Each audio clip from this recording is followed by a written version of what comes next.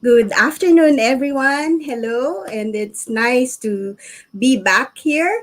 My name is Mary Len. I'm the founder and CEO of Customized Training Solutions Private Limited, and we are passionate about helping leaders and organizations transform and thrive by co-creating a customized program with the help of our world-class resources. And why our clients choose us and what makes us different is that we provide world class experts with a well combination of practical and training experience, our customer centricity, passion, unreserved attention, and responsiveness. And we tailor a lot of experiential programs that are co created with our clients and partners to ensure that it will be cost efficient, relevant, and impactful. So, just to name our clients to include would include Petronas, Sony, ProLife UK, Ayala Group, Chevron, Tencent, Jollibee Food Corporation, and Shell, just to name a few. And it's my great pleasure to be able to introduce to you and to have for today an interview with Murshidah Said. She is a multi awarded winning international speaker and advisor on personal and corporate transformation. Murshidah ran successful businesses for more than 20 years, expanding throughout Asia. And she is a certified neurolinguistic programming practitioner and a certified life coach recognized by the American Board of NLP, NBPES, and NLP University in USA. She is also trained in the areas of accelerated learning, whole being learning to achieve better education for participants, and a certified advanced law of attraction practitioner. So, without so much further ado, I'd love to bring in Morshida. Hi, Hello. Morshida. Hi, Maryland. Good afternoon. So happy to be in this space with you. And I'm very privileged that you also invited me to be in your conference that's happening on the 22nd to the 26th of February. Thank you. Thank you for taking time to have this interview with us. I know that everyone is so busy with the upcoming Chinese New Year as well. Um, yeah. And so we will go right to the topic and to the questions. So please share with us so that they would understand where you're coming from, your perspectives, and all. So please do share with us your leadership experiences and influencers. So probably your leadership style, your experience, and who influenced you in how you actually lead people at this time. Oh, thank you so much, Marilyn, for that very important question. Right now, my leadership style has also evolved over the years. Ironically, also through the mentors that I emulate, and the mentors that I've been guided by, right? So initially, when I first started my working life, and I was in a small business, and then I went into a multinational. I was working in a multinational. I was leading in slightly different way than what I am doing right now. It is very much on you gotta do as I say.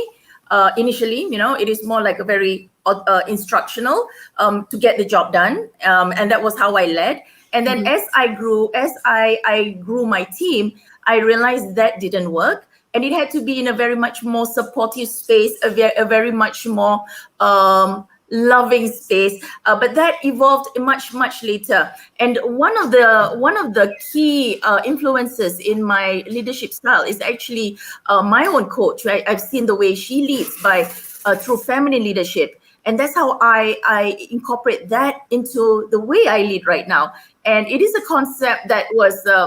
It is a concept that is very different from the old way of doing things, which is very masculine leadership. Like, I Mhm. lead, you follow. It is more about very intuitive. It's very heart centered. It's very supportive, and it's leading sometimes at the front and sometimes at the back as a way to support the person to further lead and further grow and further evolve and further develop. And I realized with this when I step into feminine leadership, the way I lead through my femininity, through being supportive, through being intuitive, through being guided, through being loving in a space of love and respect, that's where I saw my team started to grow, my followers started to grow as well, and people were like, fanning me, like they became my fan base, and talking about the cause that I'm talking at the same time. So that in a way is how I have evolved in my leadership style.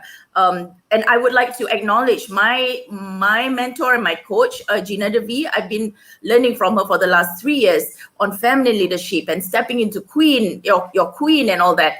And I found that was very, very powerful way. It is a softer approach, not being autocratic, but being very supportive, guiding, loving. And I saw that being presented through, the Prime Minister of New Zealand, Jacinda Ardern, and that is encompassing feminine leadership, and that is how I'm very inspired to carry this way of leadership style, being a coach. Through like the coaching method, through being a supportive person, and also encouraging delegation, encouraging them to lead the team, to lead into their own leadership. And of course, in some circumstances, you also need to be direct. You also need to say, okay, this has to go, this has to stop. Otherwise, there will be repercussions. I mean, I have also stepped into that autocratic style as well. So that is how I learned to blend my leadership style, and that's how I believe so much power in feminine leadership as well. Thank you so much for that. And I love the fact that you've mentioned the importance of having, feminine leadership to be able to be loving, intuitive, guiding, and supportive to your team. But at the same time, there's a balance on how you have to, give them I would say hard love, right? Yeah, To also tough love. ensure Yeah, that they're also following instructions, and they're keeping up with KPIs and all those stuff. So absolutely. having said that, from your perspective, what leadership is, uh, what would you say the definition then of leadership? The definition of leadership is somebody who can create more leaders, people to step into their own power and to be able to discover their strengths and do good at the same time. And in this panel that you have invited me to moderate and also to speak on, which is on purpose-driven business, conscious business. This is so important, especially in leadership, where when we lead by emulating what is good and right in the world, and empowering other people to step into their own power and be the leaders to spread those good and those good values. Can you imagine how much good we can spread around the world when we empower a person to become a leader and step into leadership? I believe that is a mark of a good leader, to build leaders. Yeah. And Exactly. yeah. Yeah, Yeah. So I mean, that's the main purpose of leadership, to be able to create more leaders to exactly. help you and to step up when you can't lead anymore, right? So Exactly. how would you define and describe the next normal? You've mentioned about the upcoming summit that you will be speaking as well. So and our focus for that one is to be able to help leaders on how to lead in the next normal. And how would you define and describe next normal? Okay. For me, the next normal is the next never normal. So, the year 2020, a lot of people have a lot of harsh things to say about the year 2020 and how it was bad and all that kind of thing. I believe that the year 2020 is a reboot year of what is to come, the next normal that is supposed to come. 2021 is the year of transition for us to instill this new set of lifestyle, the way we conduct business, the way we lead, and it has to transform and fit into or be guided to excel in the next never normal. Because as we can see through trends and things that are happening in the world, and even experts are saying that the pandemic, the effect of the pandemic is not going to end, at least for the 4 to 5 years. And some people say it's at least for the next 7 years, where things can at least start to go back to, okay, you can start traveling like before without all the other issues and all that kind of thing. So a lot of things that we live in the next normal is not going to be very normal to us, that is back in True. 2019. Exactly. So with all of these upcoming changes, like industrial 4.0, the way we lead, AI, the changes in leadership, demographics, the world demographic population is demographics are also changing, mindsets, habits.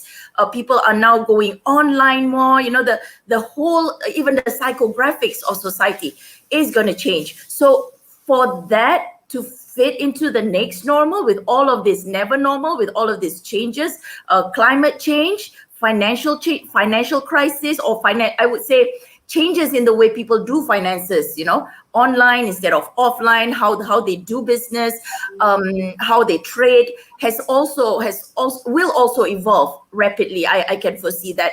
Geopolitical changes. So all of these things, in order for you to stay on top of this game, in order for you to succeed in your organizations, to stay relevant, to be able to succeed and thrive, in the next normal, I would say your leadership has to be really on top. You must be on top of your game, especially as being a leader.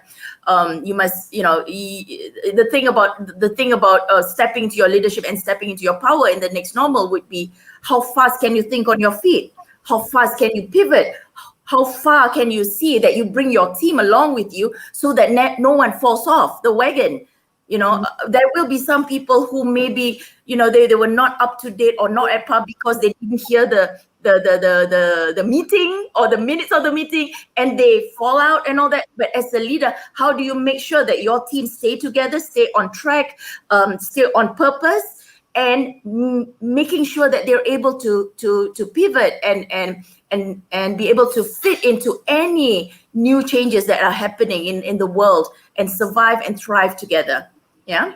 Yes, true. I totally agree with you on that. And you've mentioned earlier about, the changes that, we need to embrace and that we need to go through to be able to equip ourselves, our team, to the next normal or the never normal, like you said. And so, what do you think will it take to navigate this crisis now that, our traditional metrics and assumptions have been rendered irrelevant? I mean, with so many changes and the never normal, like you've said. Yeah. So, what does it actually take to navigate this? I believe a lot of things, the leader has to stay humble. The leader has to know that maybe it is not just the one, that their own way is the only way to go. The leader is also needed to, be able to listen from, the team as well, and make a conscious decision on the action that needs to be taken, and the best way to bring the team across. And what I would say that we have to let go is purely that just autocratic, my way or the highway, or really, really deep set red tape. Like sometimes some organizations can't pivot, or they cannot change, or it takes so long for them to change, and by the time they change, it becomes irrelevant. Is because of that the red tape, or we got to follow certain protocol without the importance of time, or putting in the importance of deadlines. Yeah. And this is something that is needed for what I believe to navigate the crisis, and things are going to change. Because in my work, I support refugees also, in my work, and we do hear a lot of how their stories are, how the challenges they go through. And, if what I foresee with all these new climate changes and all that, there could be an increase in number of refugees, because wherever they live is unlivable, so they have to move to the next, another location, and again, that can strike a different level of demographics in the world. So that again involves how can you support this kind of changes in your organization. There's new people coming in, there's new culture instilled. So how can you best stay relevant and be able to adapt? I believe adapting easily is also another thing that has to be rendered. Yeah.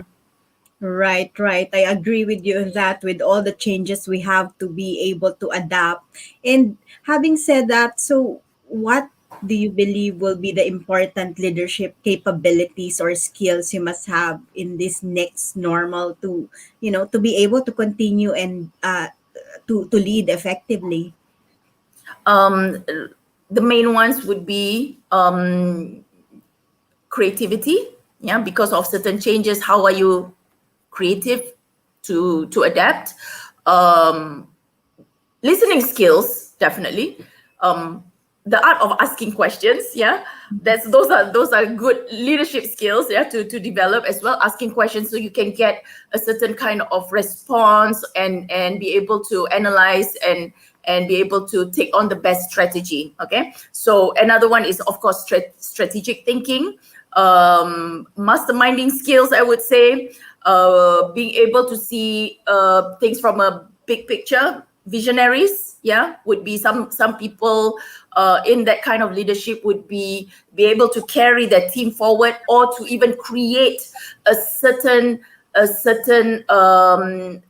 lifestyle or culture that the leader envisions, and be able to communicate that to their team. So I would say creativity, listening skills, communication skills, strategic thinking, the ability to create masterminds in the organization, being able to be good visionaries, yeah, and also lead the team to pivot.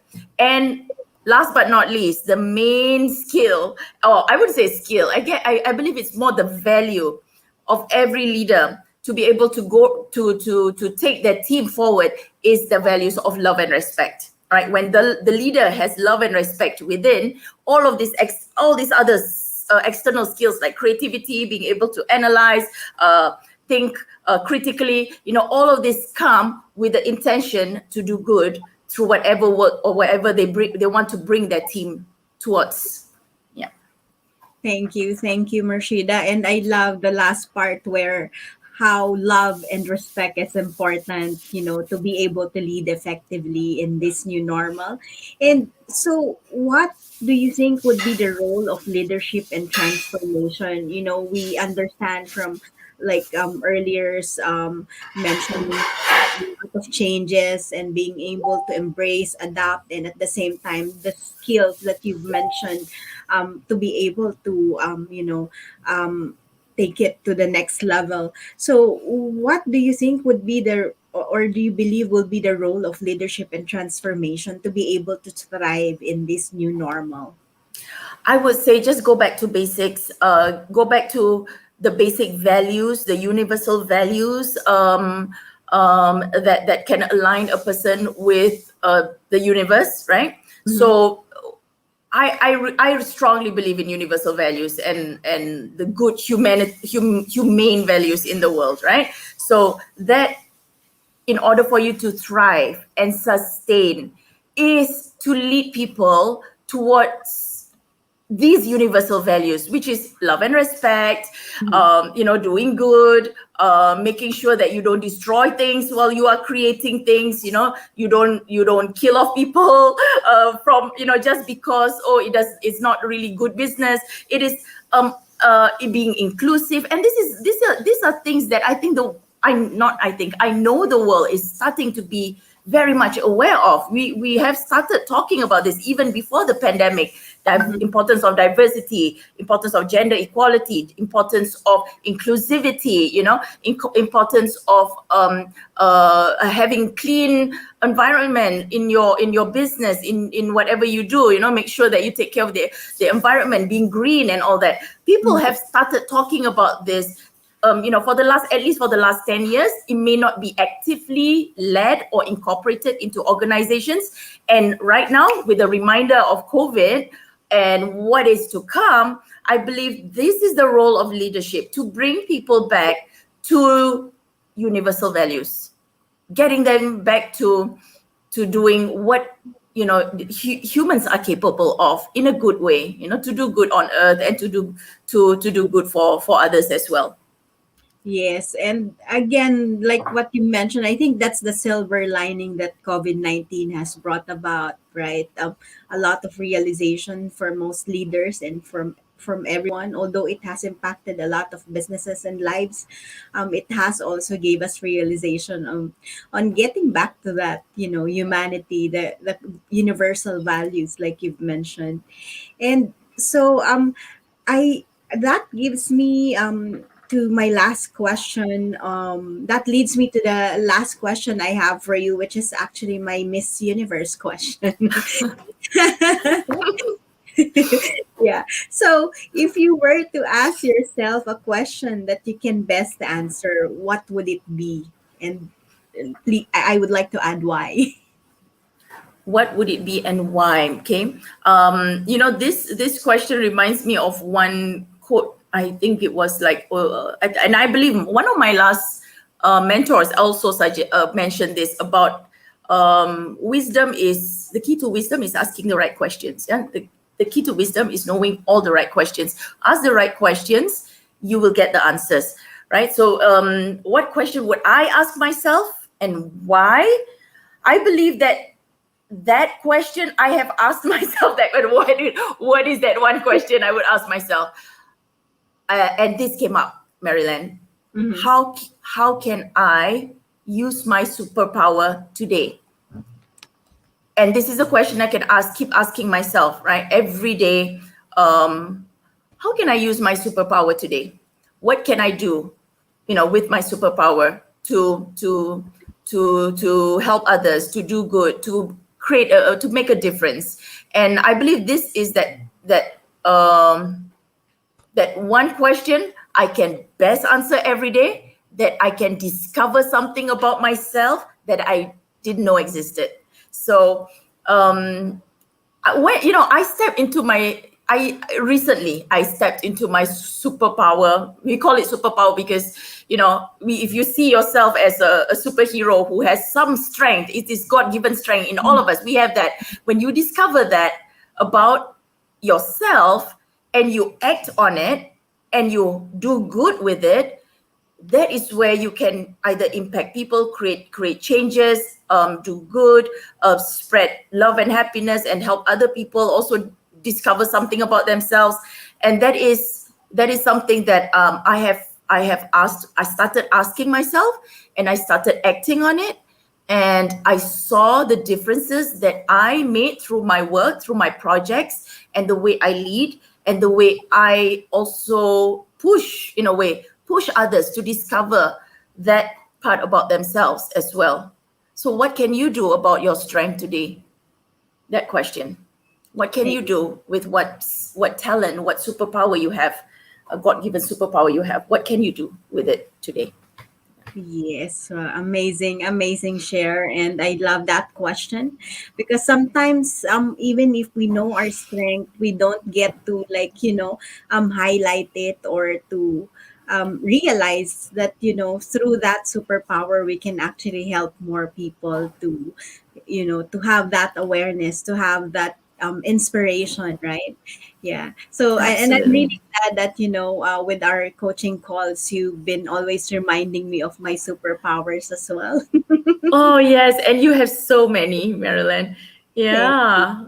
Yes, and our that was my last question. Is there anything more that you'd like to share or to probably invite them with, um, Oh, or you, you know what, close? Marilyn? I cannot not invite people to your amazing conference. It's 5 days. It's on the 22nd and 26th of February, and it's only for 4 hours. Plus, you get recording out of it, and it's a steal.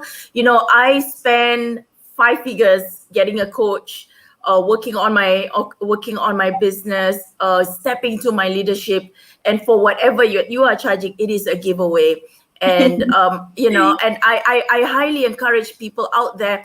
My session will be on Monday, on the 22nd of February, and we're going to address with other groups of very talented and conscious business owners who are doing good through business, helping others, transforming the world through business. And this is something, even if you can just attend one day, attend my session, yeah, and come in and learn. Because as you learn to step into your leadership and you do good with it, can you imagine how much change, how much the world is going to transform into something that is the next normal, where people love and respect one another, where we take care of the environment, where we do not use and abuse animals to create products. When you empower people in your team, instead of putting them down, empower them to and lift them up, so that we all can do a common purpose, and that is to add value in the world.